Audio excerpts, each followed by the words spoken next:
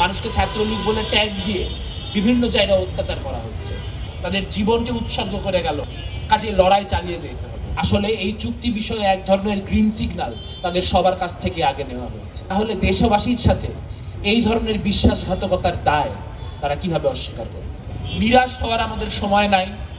নিরাশ হয়ে ভেঙে পড়লে যে শহীদরা তাদের সর্বোচ্চ সম্পদ, তাদের জীবনকে উৎসর্গ করে গেল, তাদের স্মৃতির প্রতি জাস্টিস করা হবে না।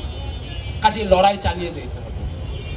সে লড়াই বাংলাদেশের গণতান্ত্রিক সংস্কারের জন্য লড়াই, সে লড়াই একটা অন্তর্ভুক্তিমূলক রাষ্ট্র তৈরি করার জন্য লড়াই, সে লড়াই মার্কিন বাণিজ্য চুক্তি সহ সকল অসাম্যমূলক চুক্তির বিরুদ্ধে লড়াই, দেশের সার্বভৌমত্বকে ধরে রাখার লড়াই। এবং সেই লড়াইয়ে আমরা দিনে দিনে আরো সংঘবদ্ধ হব। এনপিএ জনগণকে সংঘবদ্ধ করার, সংগঠিত করার যে কাজ, সেই কাজ নিরন্তরভাবে করে যাবে, এই আশাবাদ আমি ব্যক্ত করি। সাথে কয়েকটা কথা বলতে চাই। একটু চিন্তা করে দেখা দরকার যে আজকে বাংলাদেশের রাজনীতি কোন পরিস্থিতিতে আছে। আমাদের একটা সরকারি দল আছে, একটা বিরোধী দল আছে, দুইটা বিরোধী দল আছে বলা উচিত। সেই দুইটা বিরোধী দলের কেউই মার্কিন বাণিজ্য চুক্তি নিয়ে কোনো কথা বলে না। কেন বলে না? Your guess is as good as mine. আমরা জানি না কেন বলে না, কিন্তু আমরা ধারণা করতে পারি এই নির্বাচনটিকে বাস্তবায়ন করার জন্য আসলে এই চুক্তি বিষয়ে এক ধরনের গ্রিন সিগন্যাল তাদের সবার কাছ থেকে আগে নেওয়া হয়েছে। যদি সেই গ্রিন সিগন্যাল নেওয়া হয়ে থাকে, তাহলে দেশবাসীর সাথে এই ধরনের বিশ্বাসঘাতকতার দায় তারা কিভাবে অস্বীকার করবে?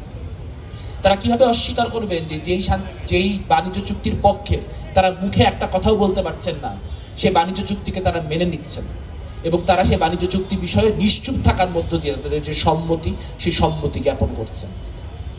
তার মানে তারা বাংলাদেশের মানুষের কথায় চলে না, বাংলাদেশের মানুষের স্বার্থ তাদের কাছে প্রধান নয়। ঠিক যেমনভাবে দিল্লির স্বার্থ শেখ হাসিনার কাছে প্রধান ছিল, একইভাবে আমাদের যে নতুন শাসক গোষ্ঠী তৈরি হয়েছে, সেটা বিএনপি হোক, জামাত হোক, এনসিপি হোক, তাদের টিকি বাধা আছে ওয়াশিংটনে। কিন্তু আমরা বলেছিলাম যে আমরা জুলাইয়ের সময় ওই দেয়ালগুলোতে আমাদের একটা গ্রাফিতি ছিল, তখন আমরা ছাত্র ইউনিয়ন করতাম, ছাত্র ইউনিয়নের একটা বড় গ্রাফিতি ছিল যে পিন্ডির জিঞ্জির ছিন্ন করেছে দিল্লির গোলামি করার জন্য নয়, মাওলানা ভাসানীর সেই উক্তি। আমরা আজ এখানে দাঁড়িয়ে বলতে চাই, দিল্লির জিঞ্জির ছিন্ন করেছি ওয়াশিংটনের গোলামি করার জন্য নয়। তাই যেই ধরনের বাণিজ্য চুক্তি করা হচ্ছে, এই বাণিজ্য চুক্তির বিরুদ্ধে আমাদের যে লড়াই, সে লড়াই অব্যাহত থাকবে। আমাদের দেশের মানুষের কর্মসংস্থান নেই, সে কর্মসংস্থান তৈরি করতে, কর্মসংস্থানের ব্যবস্থা করতে সরকারকে বাধ্য করতে হবে। দ্রব্যমূল্যের ভয়াবহ ঊর্ধ্বগতি, সেই দ্রব্যমূল্যের ঊর্ধ্বগতি ঠেকাতে হবে এবং বিচারের নামে যে প্রহসন হচ্ছে, সেই বিচারের নামে প্রহসনকে রুদ্ধ করতে হবে। বন্ধুগণ, কয়েকটা কথা মনে রাখা এবং বোঝা খুব জরুরি। আজ আমরা বলছি যে আমরা ফ্যাসিবাদের বিচার করছি, কিন্তু সেই বিচারের প্রক্রিয়া কি হচ্ছে? আমরা পত্রিকা খুললেই দেখতে পাই কারা হেফাজতে মানুষের মৃত্যুর সংখ্যা ক্রমাগত বাড়ছে। আমরা দেখতে পাই মানুষকে না পেয়ে তার পরিবারকে আক্রান্ত করার ঘটনা ঘটছে। আমরা বহু ক্ষেত্রে দেখতে পাচ্ছি ফৌজদারি বিধিমালা লঙ্ঘন করে মানুষকে ছাত্রলীগ বলে ট্যাগ দিয়ে বিভিন্ন জায়গায় অত্যাচার করা হচ্ছে।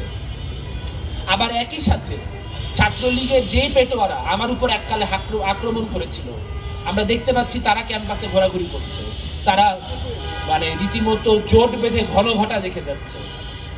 তাহলে আসলে বিচারটা কোথায়?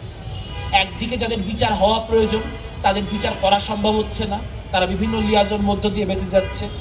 অন্যদিকে ছাত্রলীগ পরিচয়টিকে কেন্দ্র করে বহু মানুষকে ভয়াবহভাবে হয়রানি করা হচ্ছে, তাদের জীবনকে রুদ্ধ করে দেওয়া হচ্ছে।